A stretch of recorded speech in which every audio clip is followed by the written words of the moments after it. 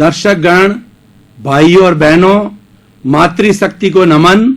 जीवनोपयोगी मनमोहक कार्यक्रम आपका हार्दिक स्वागत है, अभिनंदन है, सत्कार है।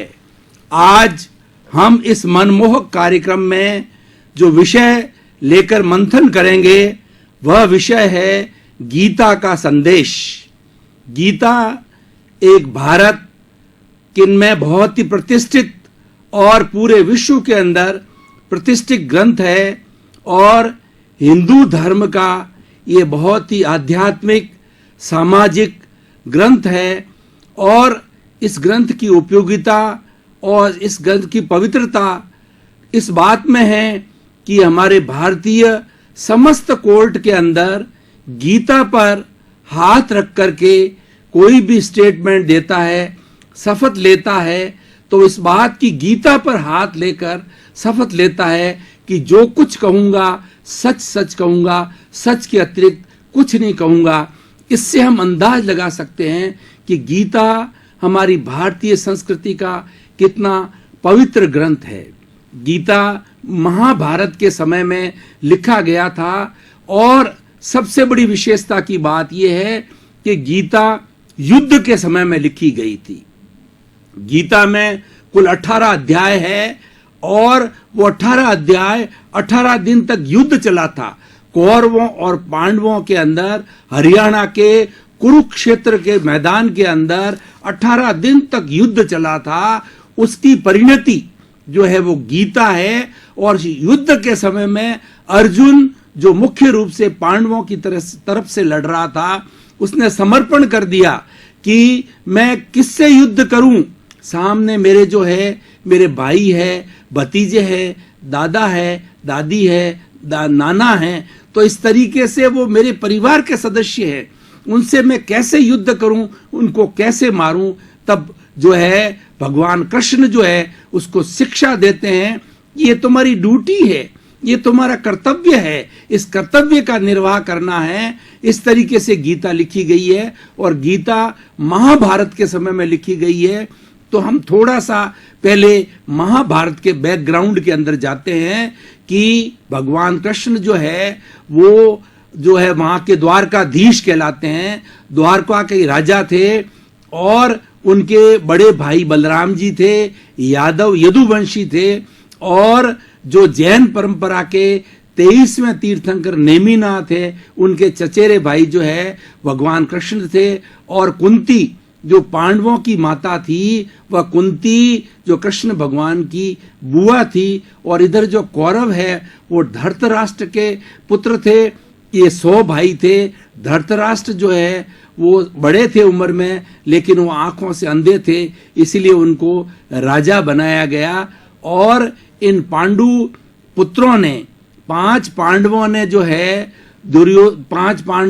है दुर्योधन से और धृतराष्ट्र से ये कहा कि हमारा इंद्रप्रस्थ है वो हमें दे दिया जाए। हम कोई भी विवाद नहीं चाहते हैं, कोई भी लड़ाई नहीं चाहते हैं। लेकिन दुर्योधन जो है बहुत हठी था और एक कुसंगत का व्यक्ति था। और उनके देखिए उस वक्त में द्रोणाचार्य जैसे बड़े बड़े गुरु थे और विश्व पितामह जैसे उनके तो मार्गदर्शक थे, लेकिन फिर भी जो है दुर्योधन हठी, कुसंगति और वो कुलक्षणों का होने के कारण वो किसी बात के अंदर जो है वो एग्री नहीं हुआ। और उनको यहां तक कह दिया, भगवान कृष्ण ने जो है खूब बीच बचाव किया कि युद्ध है एक नुकसान का कार्य है। युद्ध में जन की हानि होगी, धन की हानि होगी और बहुत बड़ा ऐसा नुकसान होगा जिसकी भरपाई नहीं की जा सकती है। उन्होंने इसके बीच में बहुत मध्यस्थता की और शांति दूत बनकर के भी धृतराष्ट्र के सामने गए, दुर्योधन के सामने गए और प्रस्ताव रखा अंतिम कि जो 5 गांव जो है इन आप पांडवों को दे दीजिए, एक भाई के पास में एक एक गांव रहेगा। लेकिन उस बात को भी न माना गया, तो आखिर में कोई विकल्प नहीं था। तो ये महाभारत का युद्ध हुआ और महाभारत का युद्ध आपको एकदम अच्छी तरह से सबको, हम भारत में रहने वाले हैं, सबको मालूम है। और उसके अंदर द्रौपदी का चीर हरण तक हुआ। द्रौपदी जो है वह इन 5 ही जो है भाइयों की पत्नी थी और उसका एक ऐसा ही पूर्व जन्म का संयोग था कि उनके 5 पति हो गए। ऐसा कहा जाता है कि अर्जुन जो है उनको संयमवर में जीत करके जो है वो द्रौपदी को लेकर के आए थे, और 5 भाइयों के अंदर इतना प्रेम था कि वो साथ साथ रहते थे। माँ के पास में गए तो माँ कोई काम में, कुंती कोई काम में व्यस्त थी, तो वो उसका जो है कोई मतभेद नहीं था, किसी भी अपने पुत्रों पर समान प्रेम था, समान वात्सल्य था। तो वो किसी काम के अंदर व्यस्त थी तो सामने नहीं देखा। तो जो है अर्जुन ने कहा कि मामा हम आपके सामने क्या लेकर के आए हैं, तो बिना देखे ही हमेशा की तरह से उन्होंने कह दिया कि जो कुछ लेके आए हो तुम आपस के अंदर बांट लो। तो अब ये जो बात बहुत बड़ा, अब एक स्त्री को कैसे बांटा जा सकता है, लेकिन ये जो है वो द्रौपदी है, उसने भी देखा कि माँ की जो आज्ञा का जो है सत्कार करना है, और उसके पूर्व जन्म का योग भी था कि उसको 5 पति के रूप में उनको स्वीकार करने पड़े। ये कथा दूसरी है, लेकिन अब हम जो बात कर रहे हैं कि भगवान कृष्ण की मध्यस्थता के बाद भी जो है खूब धृतराष्ट्र को कहा गया, लेकिन दुर्योधन नहीं माना, और उसके बीच में बीच बचाव जो है वो भीष्म पितामह ने भी किया। उनका जब राज दरबार लगता था तो भीष्म पिता ने भी बहुत उसको, दुर्योधन को रोका। और उसके बाद में द्रोणाचार्य जो कि शिक्षा जो है कौरवों और पांडवों को दोनों के गुरु थे, समान रूप से शिक्षा देते थे। लेकिन प्रश्न ये है कि सुपात्र कुपात्र का प्रश्न होता है। पांडव सुपात्र थे, समर्पण करते थे, और वो गुरु आज्ञा में रहने वाले थे, और भगवान कृष्ण जो है से वो बहुत प्रभावित थे। और दूसरी बात यह है कि जो पांडव थे वो अच्छाई के पक्ष में थे, न्याय के पक्ष में रहा करते थे, सत्य के पक्ष में रहते थे। लेकिन दुर्योधन की जो है मामा सुकनी जो थे, उनकी बुरी संगत थी, और अपने दोस्तों की बुरी संगति के कारण में वो इतना एम्बिशियस हो गया, इतना जो है उसके अंदर उसने प्रतिष्ठा बना ली कि नहीं, मुझे तो संपूर्ण जो है वो राज्य करना है, मुझे इनको कुछ नहीं देना है। इस कारण से ये सारा युद्ध लड़ा गया, और वो 18 दिन का युद्ध जो है वो गीता के रूप के अंदर हमारे सामने उभर के आया। गीता जो है, अब हम गीता की चर्चा करेंगे कि गीता के अंदर 18 अध्याय है जो 18 दिनों के अंदर लिखे गए थे। उसमें पहले 6 अध्याय जो है वो कर्म मार्ग का है, और दूसरा जो है अध्याय जो है वह है भक्ति मार्ग का है, और तीसरा जो है वह है वो योग मार्ग का है, और चौथा जो है ध्यान, मतलब चौथा जो निष्कर्ष के रूप में है वो है ध्यान मार्ग का है। तो जो कर्म में विश्वास करते हैं वो कर्म योगी कहलाते हैं। उनके लिए प्रथम 6 अध्याय जो है उनके लिए वो लागू हो जाते हैं। और जो लोग भक्ति मार्गी है, क्योंकि इन 6 अध्यायों के अंदर भगवान कृष्ण ने जो है वो सारा ज्ञान और उपदेश जो है अर्जुन को समय समय पर दिया, वो कर्म करने का दिया। अर्जुन प्रश्न करता रहा निराश होकर के कि किस तरह से इसको युद्ध लड़ूं। तो भगवान कृष्ण ने, जो कि वो तो अंतर्यामी थे, भगवान थे, उन्होंने कहा कि तुम निष्काम कर्म करो।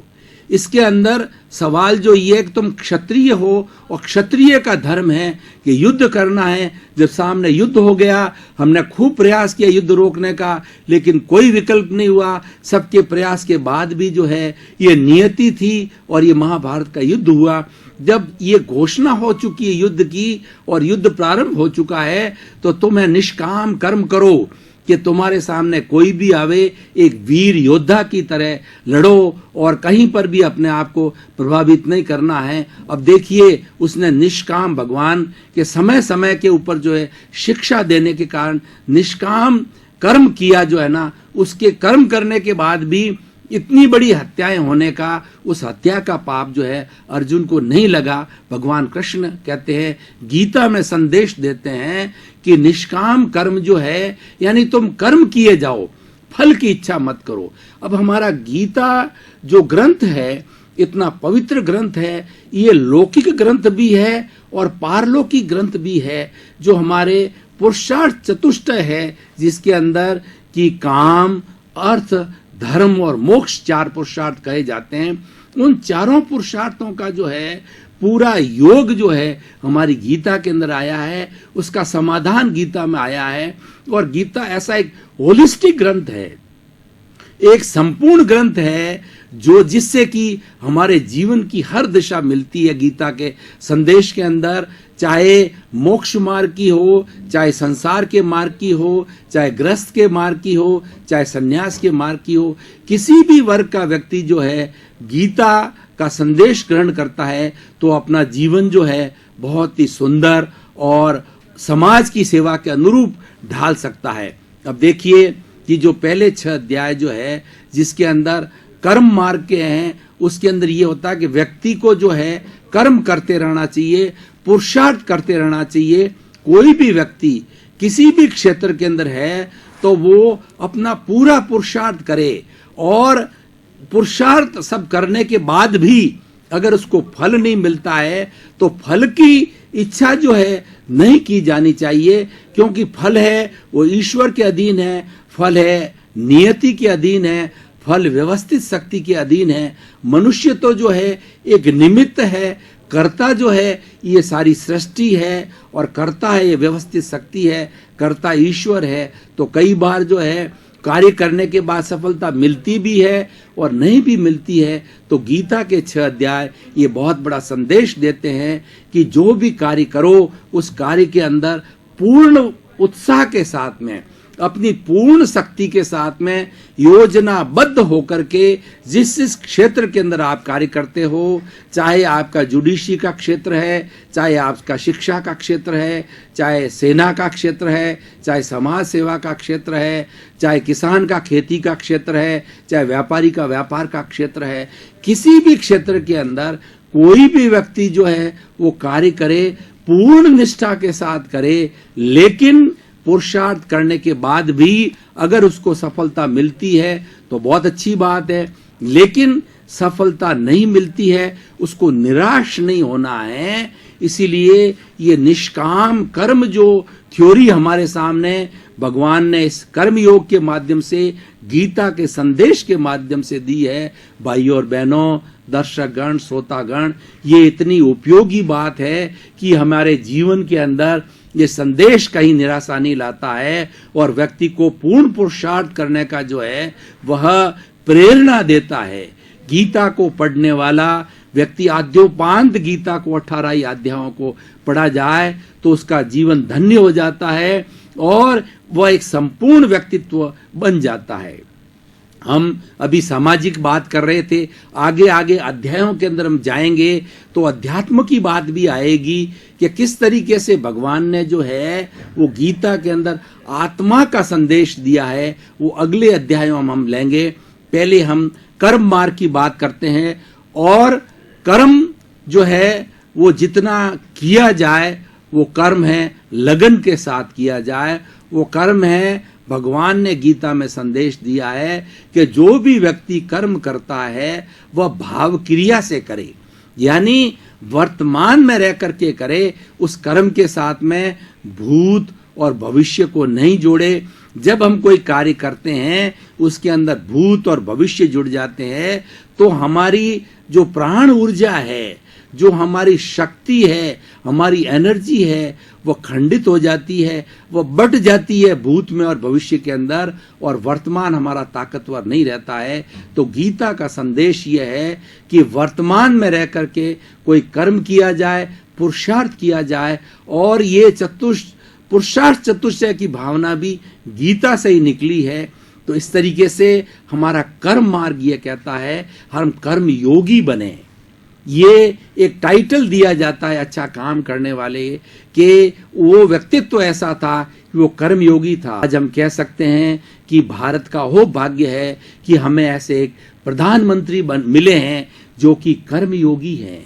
कर्मयोगी कैसे हैं? नरेंद्र भाई मोदी कि वो 16-16, 18-18 घंटा जब से राजनीति में आए हैं, जो गुजरात के मुख्यमंत्री रहे और अब जो भारत के प्रधानमंत्री बने हैं, तो इनका जो कर्मयोगी होने के कारण ही वो इतने आए हैं। कितने बीच के अंदर अड़चन आई, कितने लोगों ने इसको रोकने की कोशिश की है, लेकिन कर्मयोगी कभी रुकता नहीं है, क्योंकि कर्मयोगी को ईश्वर शक्ति देता है। ऐसा कहा भी जाता है, God help those who help themselves, जो स्वयं अपनी मदद करते हैं, जो स्वयं आत्मशक्ति के साथ चलते हैं, आत्मविश्वास के साथ मिलते हैं, तो ईश्वर भी उसकी मदद करता है, और जिनमें आत्मविश्वास नहीं है उसको ईश्वर भी मदद नहीं करता है।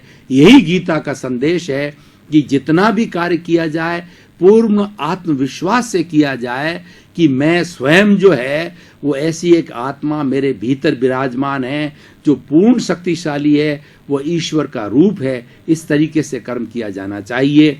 अब दूसरे जो अध्याय, क्योंकि अपने पास में समय मात्र आधे घंटे का है, जो गीता का विवेचन करें या गीता का होलिस्टिक करें तो वो घंटों घंटों दिनों दिनों तक जो है वो उपदेश दिया जा सकता है, संदेश के बारे में बताया जा सकता है।